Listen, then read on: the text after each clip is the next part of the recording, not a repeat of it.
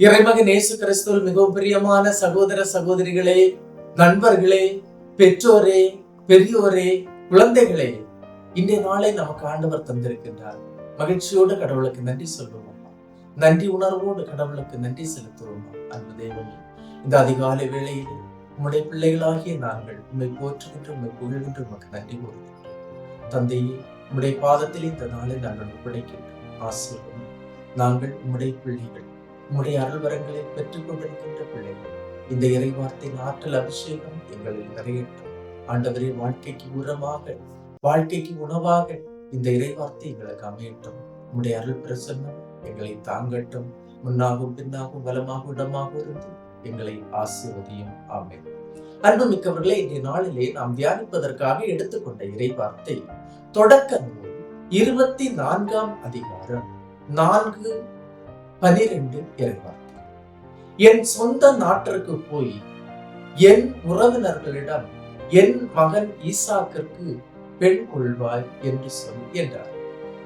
Abraham தனது பணியாளர் ஒருவரை தனது மகன் ஈசாக்கிற்கு பெண் கொள்ள அனுப்புகின்ற பகுதிதான் இது.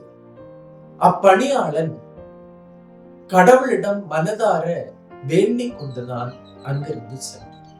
ஆபிரகாம் எவ்வாறு கடவுளிடம் வேண்டி ஜெபித்தாரோ அதுபோல இந்த பணியாளனும் கடவுளிடத்தில் ஜெபித்தார். என்ன ஜெபித்தார்?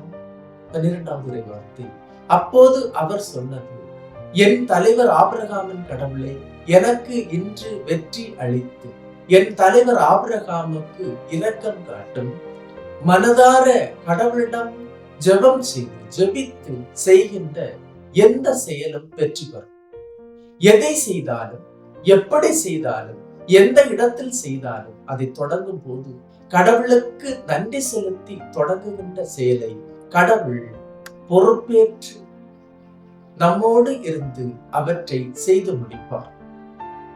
ஆபிரகாமின் கடவுளே, இன்று எனக்கு வெற்றி அளித்தருளும் இந்த இறை வார்த்தை, இந்த ஜெபம் தினமும் நம்மை இறைவனிடம் ஜெபிக்க அழைக்கின்றது. வெற்றி அளிப்பவர் கடவுள். அவரிடமிருந்து வரும் வெற்றி உறுதியானது, நிலையானது, மகத்துவமானது, மாண்புமிக்கது. அது என்றுமே நிலைக்கக்கூடியது. வாழ்வில் கடவுளுக்கு முதலிடம் தர வேண்டும்.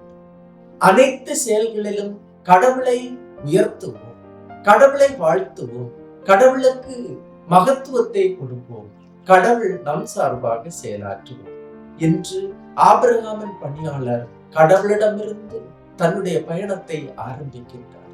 அந்த பயணம் வெற்றியோடு முடிந்ததா? கண்டிப்பாக முடிந்தது. கடவுள் அவருடைய ஜெபத்தை கேட்டார்.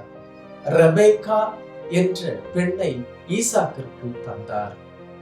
அந்த பணியாளர் கடவுளுக்கு நன்றி சொன்னார். சாஸ்தாங்கமாக விழுந்து, நெடுஞ்சான்கிடையாக விழுந்து கடவுளுக்கு நன்றி சொன்னார்.